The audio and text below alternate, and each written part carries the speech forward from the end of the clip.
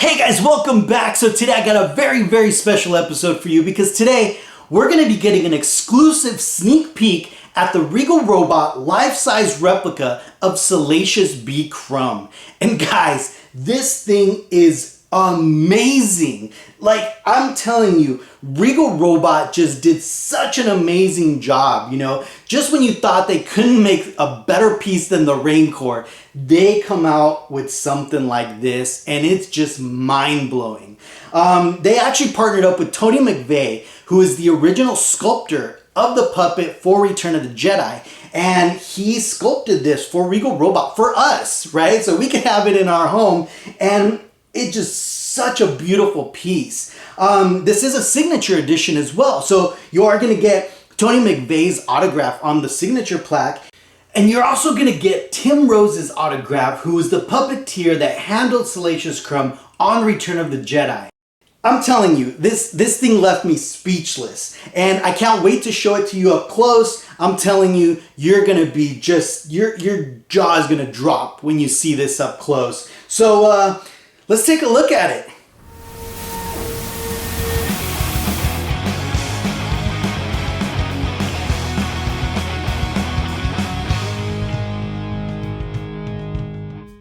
So here it is, guys. Now this thing's going to actually come in two separate boxes. One for the Salacious Crumb and then one for the base.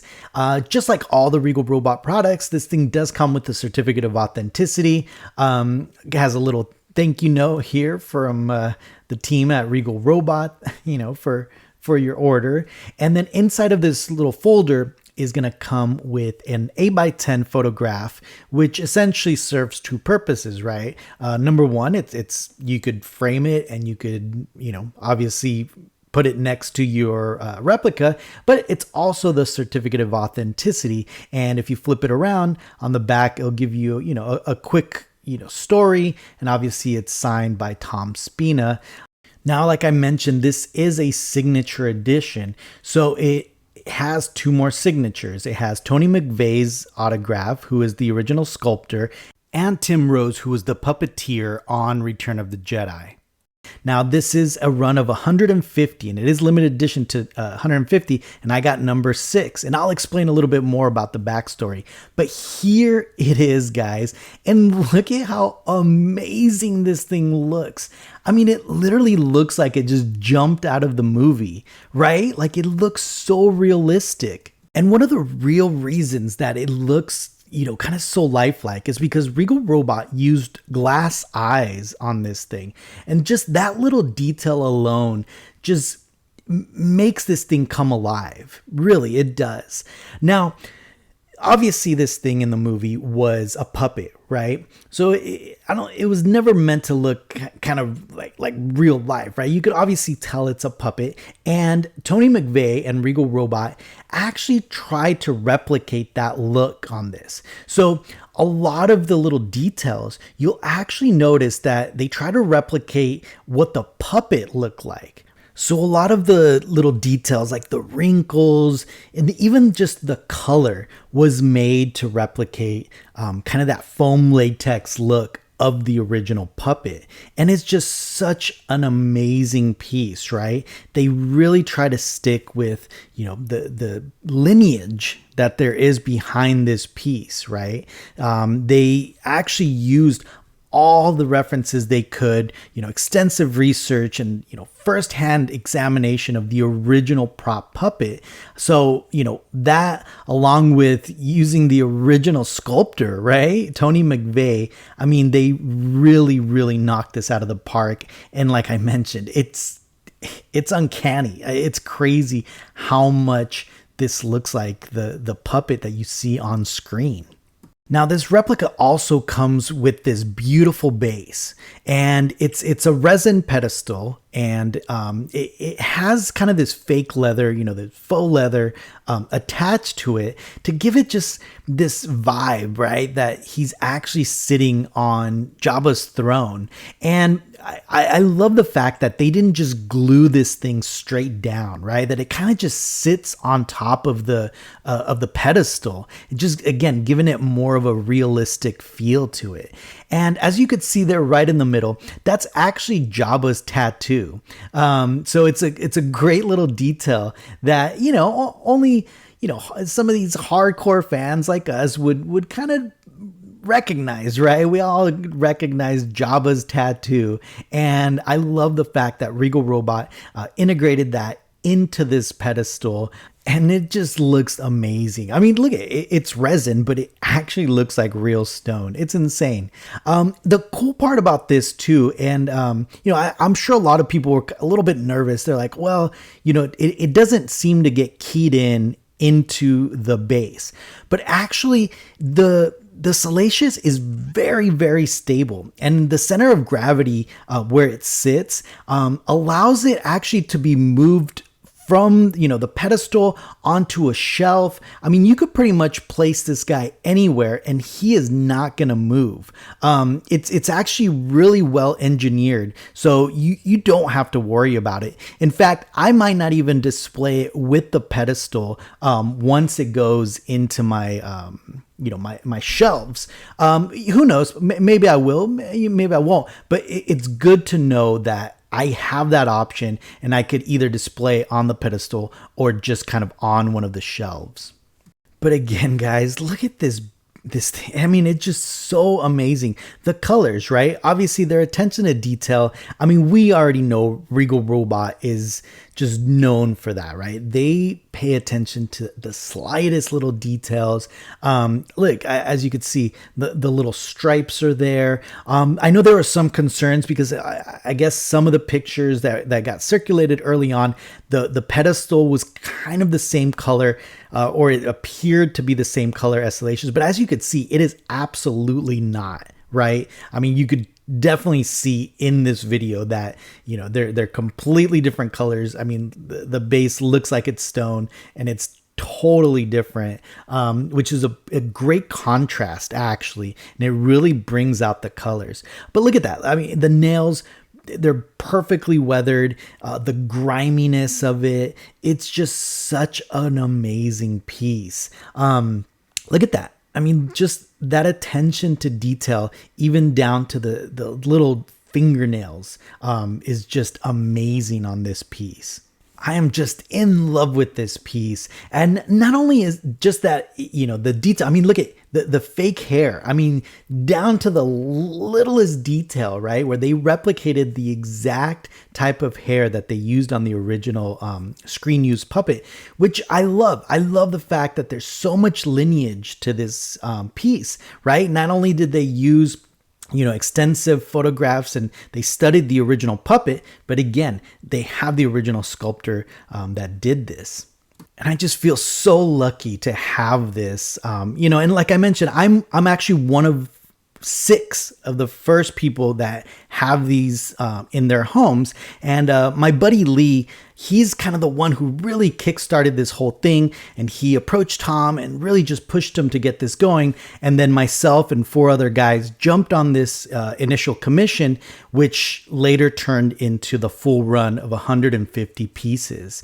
And I'm just so grateful to have been part of this initial 6, and just so lucky to be able to show this to you guys early, so you guys could see what you're buying and what you're getting. And I'm telling you, you really don't want to miss this one. I mean, there's 150 of them, obviously minus the 6 that are already out there. So really it's 144. I'm sure these are going to just go really fast. These go on sale August 24th. So just make sure, sign up to Regal Robot's emailing list just to make sure you're staying on top of any notices. But yeah, you do not want to miss this one. Oh my God, it's so beautiful. And I guarantee you it's gonna sell out.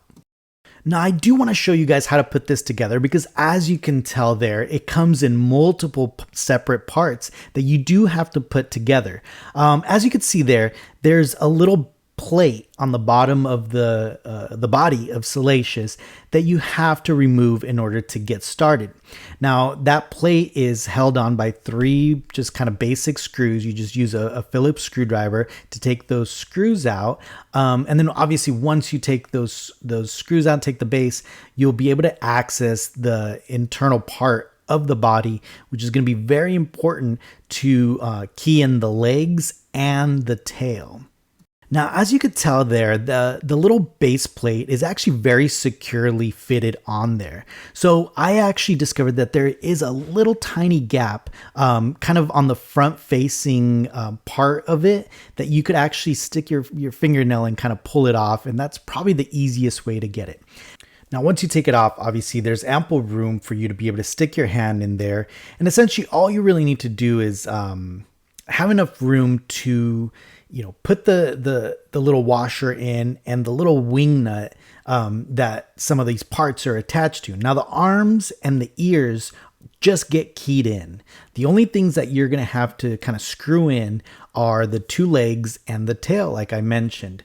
But again, that's also very simple. Again, you just take off the little wing nut, you take off the little washer. And the only thing I would suggest is just make sure you kind of plan out how you're going to do it, right? Make sure you kind of plan out, okay, first I'm going to do the left leg, which I would probably recommend. It kind of just slides in and it keys in pretty easily. And then once it's keyed in, all you have to do is just, put the little washer in there and the wing nut, and then it will tighten up. Now, I wouldn't recommend tighten it super tight, especially at first, because you don't want to damage the piece by just over tightening it, obviously. So just be very careful once you're putting these in. Obviously the second leg, you do the same thing. You take the wing nut off, and then you key it in. You do have to watch for the angles. Each leg, each arm, the ears, they're actually keyed in at a very specific angle. So you don't want to force it in. You just really take your time and really pay attention to those angles. I'm telling you, don't try to force these in, just be very gentle with it. Obviously this is a very expensive piece, so you got to treat it as such. Now this is cool. The tail, they mark it. So obviously I got number 6, the tail matches.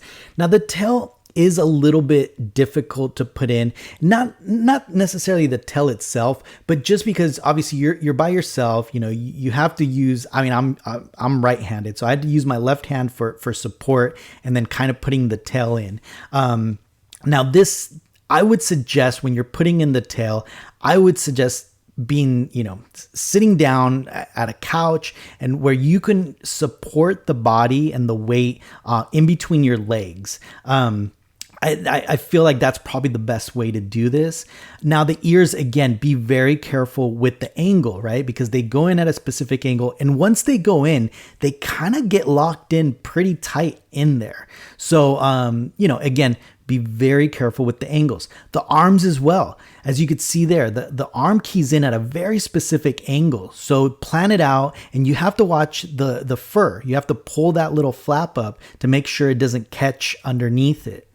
And then once they're in, the fur covers any seam that's, that would be visible, and it just looks beautiful. Now the pedestal comes ready to go. You don't have to put anything together. You essentially just take it out of the box and set it down. Now regarding shipping and the boxes, everything ships in a double corrugated box with die cut ESP foam inserts. So everything's going to be secure because each piece is going to fit perfectly into its special little insert. So here's one final look at it. All you have to do is just sit it down on the base. Like I mentioned, the center of gravity is perfect. Not only that, but the legs, the way they're placed, just adds extra security, so you don't have to worry about it tipping over or anything. And I'm just so happy to have this in my collection. Now, if you want to learn more about the history of Salacious Crumb, all the way from the creation of the original puppet for Return of the Jedi to this beautiful Regal robot replica, please tune in to Collection Wars and watch the episode, The Making of Salacious Crumb, where we are honored to be able to interview 3 amazing guests. We get to interview Kirk Thatcher, who worked at the creature shop during Return of the Jedi and had his hand literally in making a lot of these creatures for Return of the Jedi. We get to also interview Tony Mcvey, who is the original sculptor of not only the original prop, but also the Regal robot replica. And of course, we will also have Tom Spina, the owner and founder of Regal Robot and Tom Spina Designs, to kind of give us an overall view of what it took to get this amazing prop replica into our home and into our collection. So please don't miss it. This video will be linked in the description, so make sure you watch it.